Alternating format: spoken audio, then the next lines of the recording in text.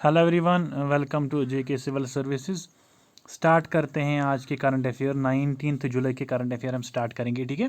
इसमें भी हम देखते हैं कि 10 to 15 टॉप करंट अफेयर्स कौन कौन से रहेंगे, वो हम डिस्कस करेंगे, ठीक है। स्टार्ट करते हैं फर्स्ट से। अगर आपको पता होगा, आपने सुना भी होगा, भी हाल हाल में न्यूज़ में बहुत ज़्यादा आया था। Recently in which state for the first time in the country the cultivation of monk fruit has been started. 3 साल पहले इसके सीड्स मंगाए थे किसके, मॉन्क फ्रूट, जो कल्टीवेट किया जाता था एक ही कंट्री में जिसका नाम है चाइना। चाइना चाइना में ही इसको कल्टीवेट किया जाता था, ठीक है, और किसी कंट्री में नहीं, क्योंकि चाइना की एक पॉलिसी थी 2004 पे, उन्होंने बैन किया था इसकी जो एक्सपोर्ट करना था। वो एक्सपोर्ट करते थे इस मॉन्क फ्रूट को एज ए ड्राई शेप में, ड्राई शेप में एज ए ड्राई फ्रूट वो इसको एक्सपोर्ट करते थे, ताकि कोई इसका बीज ना निकाले और कोई इसको कल्टिवेट ना करे, ठीक है। फिर इसके सीड्स इंडिया ने अभी 3 साल पहले 2016 2017 में मंगाए थे, ठीक है। और अब कल्टीवेशन इसकी स्टार्ट हो गई कहाँ पे, कुल्लू मनाली में, ठीक है। हिमाचल में एक जगह है कुल्लू, वहाँ पे इसकी स्टार्ट हो गई, क्योंकि इसका जो जहाँ पर मॉन्क फ्रूट उगाया जाता है उसका जो टेम्परेचर होना चाहिए वो है 16 to 20 डिग्री सेल्सियस, मीन्स बहुत कम इसका टेम्परेचर होना चाहिए, ठीक है। इसीलिए कुल्लू मनाली में इसको माउंटेन एरिया पे ये प्रेफर किया जाता है। इसके लिए ये इंपॉर्टेंट है, इसलिए मैं बता रहा हूँ, ठीक है। और ये इसकी एक प्रॉपर्टी है, ये 300 टाइम्स मोर देन स्वीटर है एज कम्पेयर टू शुगर, जो आपका शुगर घर में शुगर मिलता है।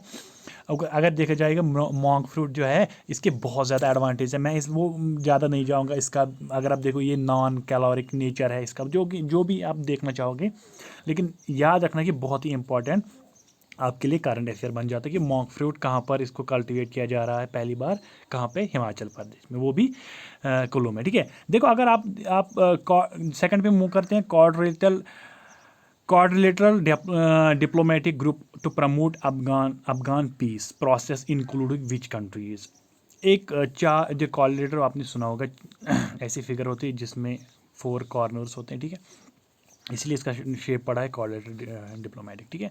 लेकिन लेकिन लेकिन लेकिन इसमें कौन कौन सी कंट्री ने पार्टिसिपेट किया, ताकि हम अफगानिस्तान में पीस को कंडक्ट करें और उस पीस से पूरे वर्ल्ड तक पीस फैलना चाहिए, ठीक है। समझ में आ रहा है, वो कौन सी कंट्रीज थी, किसमें, क्वाड्रिलेटरल डिप्लोमेटिक ग्रुप में। याद रखना, एक तो अफगानिस्तान खुद है, अफगान पीस प्रोसेस में एक तो अफगानिस्तान खुद है, उनके neighbouring countries Pakistan and Uzbekistan और United States, mean United States of America. तो यही 4 कंट्रीज है किसमें, अफगान पीस प्रोसेस में। या पूछा जाएगा, इसको पूछा जाता है क्या, क्वाड्रिलेटरल डिप्लोमेटिक ग्रुप। समझ में आ रहा है, वेरी गुड। हाँ, आगे चलते हैं। 2 Indian organisations win UNDP equator prize 2021। अभी 2 ऑर्गेनाइजेशन ऐसे हैं इंडिया के जिन्होंने प्राइज जीता, ठीक है।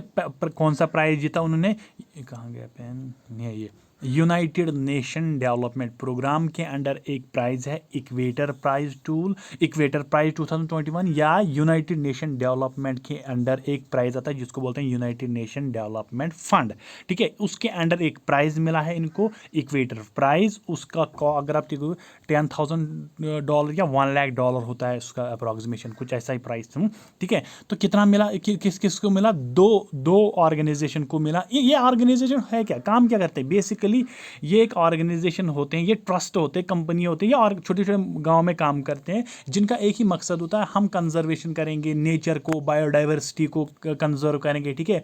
और ये पहाड़ियों पे ज़्यादातर ये काम करते हैं, ठीक है। ये छोटे छोटे ऑर्गेनाइजेशन होते हैं।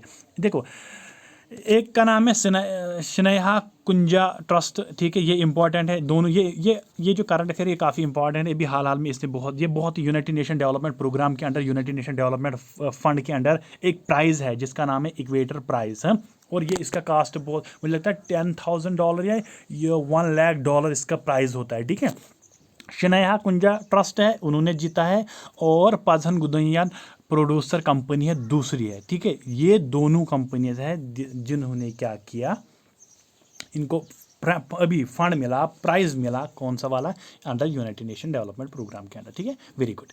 रिसेंटली अगर आप देखोगे, रिसेंटली इंडिया नेवी को फर्स्ट बैच ऑफ हेलीकॉप्टर मिला है जिसका नाम है MH-60R, फर्स्ट बैच आया है इंडिया, ठीक है, कहाँ से आया है, वो है यूनाइटेड नेवी, यूनाइटेड स्टेट्स की नेवी ने उनको भेजा, ठीक है, अभी फर्स्ट बैच आया, अभी और बाकी आने हैं, ठीक है, वेरी गुड, लेकिन याद रखना है, ठीक है, कौन सा बैच है, उसका नाम क्या है, MH-60R, वेरी गुड, ये हेलीकॉप्टर है, ठीक है।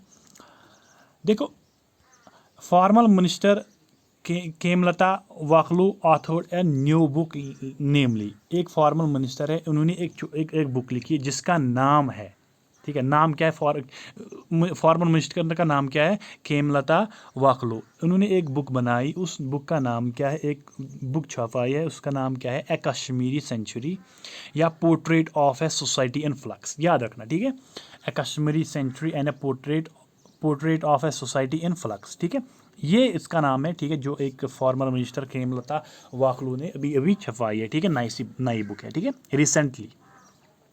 हाँ, world first carbon border tax was recently, अभी देखो, अभी कोई टैक्स नहीं लगा था, इंपोर्ट एक्सपोर्ट पे टैक्स लगता था, लेकिन पहली बार उनने यूनाइटेड किंगडम ने यूनाइटेड किंगडम ने क्या किया, उन्होंने एक टैक्स लगाया, उन्होंने कहा जब भी हम इंपोर्ट करेंगे कोई चीज़ उस पर एक टैक्स लगेगा, उस पर देखा जाएगा कार्बन, उसका नाम क्या है, कार्बन बॉर्डर टैक्स, ये पूछा जाएगा आपके MCQs में आ जाएगा, आपके क्वेश्चन में आ जाएगा, world first carbon border tax was recently introduced by UK, जब किसी दूसरे कंट्री से ये इंपोर्ट करेंगे कोई चीज़ तो उस पर एक टैक्स लगेगा जिसका नाम है carbon border tax, very good.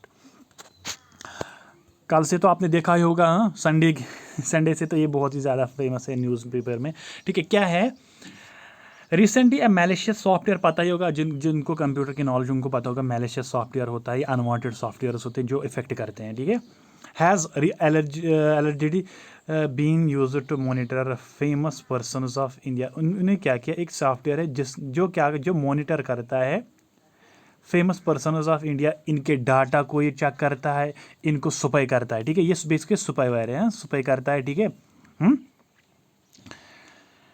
क्या है ये, इसका नाम क्या है, ठीक है, मैलिशियस सॉफ्टवेयर, जिसने, अगर आप देखोगे ना, अभी हाल में इसकी बात है, 2 मिनिस्टर थे, उनके उसके डाटा ये लीक हो चुका है, 3 अपोजिट मिनिस्टर्स थे, कुछ जर्नलिस्ट थे, कुछ बिजनेसमैन का उनका डाटा लीक हो गया, लेकिन हाँ, उसका नाम क्या है, पिगेगस सुपेवर सॉफ्टवेयर है, लेकिन अगर आप इसके पीछे डिटेल में जाना चाहोगे, ये इसराइल का है, हाँ, इसराइल का स्पाईवेयर सॉफ्टवेयर है, इन्होंने बनाया, वहाँ की एक अगर आप देखोगे ना, एक एजेंसी है, ऑर्गेनाइजेशन है, इसका नाम है NSO, क्या है, NSO ने ये बनाया था, 2016 में बनाया था, फिर पहली बार जब इन्होंने लॉन्च किया था कंट्रियों में ताकि वहाँ का डाटा लीक कर सकते, अपनी कंट्री में ला सकते, तो उस वक्त ये फेल हुआ था, लेकिन इस बार जब उन्होंने किया था, उसका अगर आप देखो, N का मतलब होता है NIV, न्यू, ये इसके फंड, एक का नाम न्यू था, दूसरे का नाम शैल्यू था, तो जो O है ना, OMRI, OMIR, उमिर था उसका नाम, ठीक है, तो 3 थे ये जिन्होंने इसको फाउंड किया था, क्या,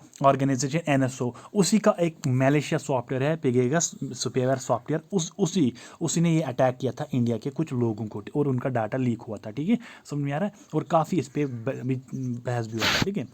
recently 3 new members has been added to ICC International Cricket Council, इसमें रिसेंटली 3 कंट्री को 3 मेंबर्स को ऐड किया गया था, एक है मंगोलिया, तजाकिस्तान और है स्विट्ज़रलैंड, ठीक है, तो तीनों कंट्रियों को अभी ऐड किया गया है, ठीक है, और ये तीनों मेंबर इसको ऐड किया गया, और इसके टोटल मेंबर अब कितने बने, 106 टोटल मेंबर बने किसके, ICC के, ठीक है, ये अभी हाल में रिसेंटली अब फिडी एंड आर्टिफिशियल, जब भी मैं AI की बात करूँ ना, अब मैं फुल फॉर्म नहीं, कहाँ गया, हाँ, AI की means artificial intelligence tool use किया, एक बैंक ने recently artificial intelligence tool use किया ताकि उसके जो कस्टमर्स है उनको ज़्यादा हैक्टिक ना हो जाए, कोई भी काम आराम से वो अपना काम कर सकते हैं, उसको आर्टिफिशियल इंटेलिजेंस को कोई कंप्लेंट, कोई रजिस्टर, कुछ चेक रोकनी है, कैंसिल करना है, कुछ पेमेंट करनी, तो आर्टिफिशियल इंटेलिजेंस टूल फिडी, याद रखना, फिडी किसने किया, फेडरल बैंक ने किया, ठीक है, वेरी गुड, रिसेंटली हुआ ये, ठीक है। फॉर्मर RBI गवर्नर बिमल जलन has authored a new book, एक फॉर्मर RBI गवर्नर था जलन उसने एक बुक लिखी जिसका नाम है the Indian story and epic journey of democracy and development. याद रखना ये बुक, जब जो भी फेमस मिनिस्टर, जब भी कोई फेमस मिनिस्टर होता है, या कोई सीएम पीएम या कोई होता है ना, जब ये फॉर्मल बन जाते हैं, मतलब रेजिग्नेशन देते हैं या इनका पीरियड ख़त्म हो जाता है, तो जब ये कोई बुक लिखते हैं ना, तो वो एज एन इम्पॉर्टेंट कंसिडर किया जाता है, क्योंकि ये एग्जाम में आ जाता है कि फॉर्मर आरबीआई गवर्नर या फॉर्मर मिनिस्टर ने ये बुक लिखा, उसका नाम क्या है, या बुक का नाम दिया जाएगा और पूछा जाएगा इसमें से बताओ इनका नाम, ऑथर कौन है। हाँ, बिमल जालान। ठीक है, लास्ट अब Bashar al Assad took oath as a president for 4th term in. Bashar al Assad है, ये प्रेसिडेंट बना है चौथी बार किसका? सीरिया का। ठीक है, याद रखो सीरिया का अभी जो चौथी बार प्रेसिडेंट बना कौन? वो है बशर अल असद। ठीक है, सीरिया का प्रेसिडेंट बना। ठीक है, इसके बाद मैंने आपको कहा था, इसके बाद अब मैं एमसीक्यूज लाऊंगा। उस एमसीक्यूज में क्या करेंगे हम, जितने भी 5-6 दिन के जितने भी हमने डिस्कस किए हैं, what we called current affairs, उनमें जितने भी टॉप एमसीक्यूज बनेंगे वो हम उनको डिस्कस करेंगे, उसी पे आप उसको रिवाइज करोगे। ठीक है, और आप खुद एमसीक्यूज नहीं बनाओगे, आप टाइम ज़्यादा वेस्ट नहीं करोगे। आप रिसेंटली आप जितना देखो 10-12 मिनट का बन रहा है, आप 10-12 मिनट का रिवाइज करो, इसको आप प्रैक्टिस करो, और मैं आपको अभी पीडीएफ दूंगा, उसकी भी आप रिवाइज करोगे पीडीएफ। ठीक है, चलो, ओके, बाय।